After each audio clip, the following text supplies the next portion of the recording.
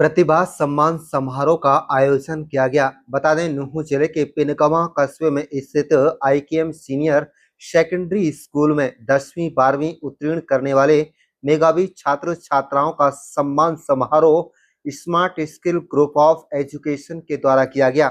इस अवसर पर संस्था के अध्यक्ष मुस्तकीम बेसर व वाइस चेयरमैन पूजा गौतम विशेष रूप से उपस्थित रहे। कार्यक्रम में हरियाणा कांग्रेस मैनिफेस्टो कमेटी के सदस्य एवं अखिल भारतीय किसान कांग्रेस के संयोजक इब्राहिम इंजीनियर ने मुख्य अतिथि के रूप में शिरकत की है। आईकेएम सीनियर सेकेंडरी स्कूल पिनगांव में आयोजित इस प्रतिभा सम्मान समारोह में तकरीबन 100 छात्र छात्राओं को प्रशस्ति पत्र देकर सम्मानित किया गया। साथ ही साथ उनके उज्जवल भविष्य की कामना की गई। कार्यक्रम में मुख्य अतिथि के रूप में शामिल हुए कांग्रेस नेता इब्राहिम इंजीनियर बीसू ने संस्था के इस कदम की सराहना करते हुए और कहा कि इसकी जितनी प्रशंसा की जाए उतनी कम है। खासतौर से मेवात जैसा इलाका जो पूरे भारतवर्ष में पिछड़े जिलों की सूची में शामिल है, उसमें सबसे पिछड़ा जिला है। इस जिले में इस तरह के कार्यक्रमों की बहुत जरूरत है। इसके अलावा शिक्षण संस्थान से जुड़े लोगों ने कहा है कि इस तरह के कार्यक्रम वे आगे भी आयोजित करते रहेंगे ताकि इलाके के मेधावी छात्र छात्राओं की हौसला अफजाई हो सके और वे भविष्य में अच्छे नागरिक बन सकें। सम्मान समारोह में सम्मानित होने वाले छात्र छात्राओं के चेहरों पर खुशी देखने को मिली और उन्होंने संस्था के इस प्रयास की जमकर सराहना की। आप देख रहे हैं नुह मेवात से लियाकत अली की रिपोर्ट। हमारे चैनल को सब्सक्राइब जरूर कर लीजिएगा। बच्चों को शिक्षा देने के लिए एनजीओ ने कदम उठाया, इसको आप कैसा मानते हैं? और मेवात की शिक्षा की हम बात करें तो किस तरह से शिक्षा यहाँ पे चल रही है, कितनी जरूरत है यहाँ पे छात्र की? देखिए, सबसे पहले तो भाई मुस्तकीम बेसर का जो ये कदम जो इनकी संस्था काम कर रही है वो सराहनीय है। उसकी जितनी प्रशंसा की जाए उतनी कम है। ख़ास तौर से मेवात जैसा ज़िला जो पूरे भारतवर्ष में सबसे पिछड़ा हुआ ज़िला घोषित हुआ है, जो सेंट्रल गवर्नमेंट ने, जो भारत सरकार ने सर्वे कराया तो उसमें हमारा ज़िला नुहू ज़िला सबसे पिछड़ा हुआ ज़िला घोषित हुआ है। उस जैसे ज़िले में इस तरह की प्रोग्राम्स की बहुत ज़्यादा ज़रूरत है। हमारे बच्चे, जैसे अभी बताया मुस्तकीम भाई ने कि भाई ड्रॉप आउट यहाँ पे 87% के आसपास ड्रॉप आउट है। तो जितने ज़्यादा से ज़्यादा हम अपने बच्चों को मोटिवेट कर सकें, और जैसे 2-3 वजह इन्होंने गिनाई कि इकोनॉमिकल बैकग्राउंड की वजह से ड्रॉप आउट होता है या उसको सही गाइडेंस नहीं मिल पाता, उसकी वजह से ड्रॉप आउट होता है। तीसरी चीज़ ये भी है कि भाई उनको सही शिक्षा संस्थान हमारे क्षेत्र में नहीं है। अगर अच्छी शिक्षा संस्थान हमारे क्षेत्र में बन जाए तो ये ड्रॉप आउट रेशो भी ज़रूर कम होगा। तो हम ये जो काम कर रहे हैं बहुत ही बेहतर काम है और अपने बच्चों को मोटिवेट करेंगे। और एक काम इसमें करना चाहिए कि गांव-गांव जाकर हमने मोटिवेशनल प्रोग्राम करने चाहिए। जो हर गांव में एक प्रोग्राम हो कि भाई बच्चों को ज़्यादा से ज़्यादा इकट्ठा करके, नौजवानों को इकट्ठा करके उनको समझाया जाए, उनको मोटिवेट किया जाए, उनको जो हमारे पास सुविधाएं हम उनको दे सकते हैं उन सुविधाओं के बारे में बताया जाए। अभी बहुत से बच्चों को उनके बारे में नहीं पता है। जो ये लोग काम कर रहे हैं, जो संस्थाएं काम कर रही हैं, उन संस्थाओं के बारे में उनको बताया जाए तो ज़्यादा से ज़्यादा बच्चे उसका लाभ उठा सकते हैं। ये मेरा मानना है। कहीं ना कहीं मानते हैं कि यहाँ पे जो सरकार और जो सुविधाएं नहीं है, कहीं ना कहीं आपकी बारी करनी है।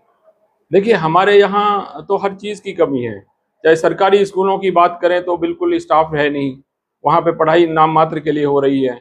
वो तो एक खाना पूर्ति हो रही है, वहाँ पे कोई मतलब एक सिस्टम नहीं है। कुछ स्कूल हैं, 1-2 स्कूल जिनके बारे में हम कह सकते हैं। कुछ एक मेवात मॉडल स्कूल हुआ करते थे हमारे यहाँ पे, जिनका एजुकेशन स्टैंडर्ड काफ़ी ठीक था।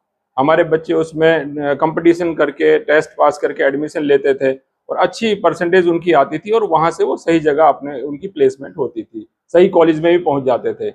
लेकिन ये सरकार ने उसका भी सरकारीकरण किया है, तो उससे भी जो उसका स्टैंडर्ड एजुकेशन का था, मेवात मॉडल स्कूल के माध्यम से जो लोग बच्चे पढ़ रहे थे, वो भी कहीं ना कहीं कमी हुई है उसमें भी। क्या नाम है जी आपका? मेरा नाम मुस्तकीम बेसर है सर, और smart skill group of education run by माँ गीता एजुकेशन चैरिटेबल ट्रस्ट का मैं चेयरमैन हूँ।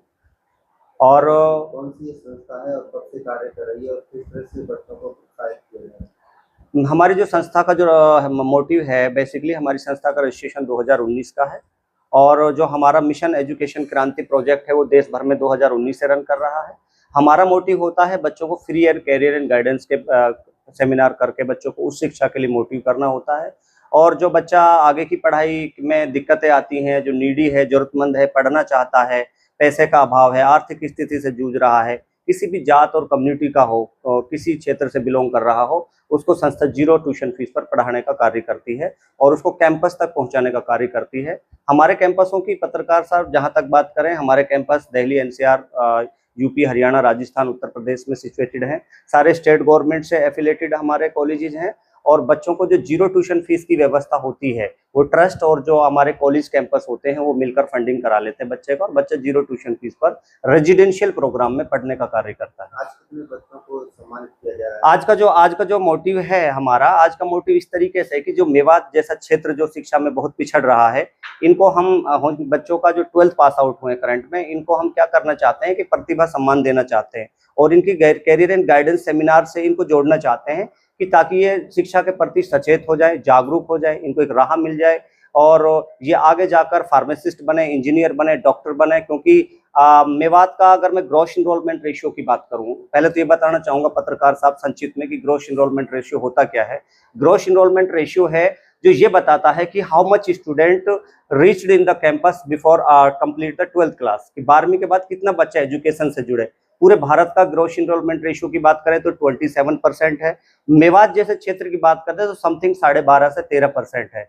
तो इट मीन्स ये होगी जो 87% बच्चा शिक्षा से वंचित रह रहा है 12वीं करने के पश्चात, इसको शिक्षा से कैसे जोड़ा जाए, यही संस्था कार्य कर रही है। ड्रॉप आउट की क्या वजह मानते हैं? आपने फील्ड में भी काम किया है। हमने अगर धरातल पर हमारी team basically door to door जाकर कार्य करती है, हमारे जो एसोसिएट और कोऑर्डिनेटर्स हैं काम करते हैं। जब हमारी संस्था ने इसके आंकड़े निकाले तो सबसे ज्यादा अभाव था कैरियर एंड गाइडेंस का और दूसरा थी इकोनॉमिक प्रॉब्लम्स हैं और सबसे पहले संसाधन भी नहीं है। हमारे जो गांव हैं, खासतौर से 70% जो हिंदुस्तान गांव में बिलोंग करता है, गांव जिससे जुड़ा हुआ है हिंदुस्तान, उस क्षेत्र में संसाधनों का अभाव है, इकोनॉमिक प्रॉब्लम बच्चे फेस कर रहे हैं और सबसे ज्यादा ये कि उस रूरल क्षेत्र में बच्चों को कैरियर एंड गाइडेंस का बहुत अभाव होता है। आपकी संस्था ने कितने बच्चे गोद रहे? हमारी संस्था का अगर बात करें 2019 में हमने 50 स्टूडेंट के साथ स्टार्ट किया था और लास्ट ईयर का अचीवमेंट लगभग 973 बच्चों का रहा। इस बार हम चाह रहे हैं कि कम से कम 2000 बच्चे हमारे देश के अलग अलग हिस्सों से कॉलेज कैंपसों में हम पहुंचाने का बीड़ा उठाए हुए हैं और लगभग अब हमने पहली काउंसलिंग हिसार में कर दी ओम कैंपस में, लगभग 250 से 300 बच्चा। दूसरा हमने लखनऊ जाके किया, doctor MC Saxena campus college में, वहां पर किया। इसके बाद में तीसरा जो हमने किया VGI कैंपस नोएडा किया, यहाँ पर भी हमारे 250 से 300 बच्चे इनरोल हो चुके हैं। तो वर्तमान अगर मैं स्थिति आपको बताऊं, आंकड़े बताऊं, तो लगभग हजारों बच्चा इस वर्ष भी हमारे कॉलेज कैंपस में पहुंच गया है और पढ़ाई कर रहा है। नाम है आपका? शौकत। शौकत भाई, कौन सी NGO है और कौन सी आपने कोर्स किया था और किस तरह से क्या सुविधाएं आपको इसमें मिली? लियाकत भाई, मैं smart skill group of education के मार्फत से D फार्मेसी किया है और VGI कैंपस नोएडा से किया है, बहुत अच्छा कैंपस में, और जिसमें NGO से जुड़ने से पहले मैंने अपने एक रजिस्ट्रेशन फॉर्म भरवाया जिसका कॉस्ट था 499 रुपये। जब NGO वालों ने जो बताया वो ठीक है और जैसे हम गए काउंसलिंग में तो उससे पहले जो हमको NGO वालों ने जो बताया उसमें खाना पीना प्लस रुकना वो सब सुविधा हमको मिली है। और कैसा अच्छा लग रहा है? बहुत अच्छा लग रहा है सर। अगर NGO के माध्यम से बच्चा जाएगा और एक बच्चा डायरेक्टली उस कॉलेज में कोई बच्चा जाता तो उसमें बहुत डिफरेंट होता है फीस स्ट्रक्चर को लेकर। क्या और विद्यार्थियों से अपील करना चाहिए? मैं मेवात और अदर जो स्टेट के जो बच्चे हैं उनसे यही अपील करना चाहता हूं, जो बच्चा पैसा के अभाव से एजुकेशन से नहीं जुड़ रहा, भटक रहा, तो आप ज़्यादा से ज़्यादा NGO का सहारा लें और अपने हायर एजुकेशन में इनरोल हो।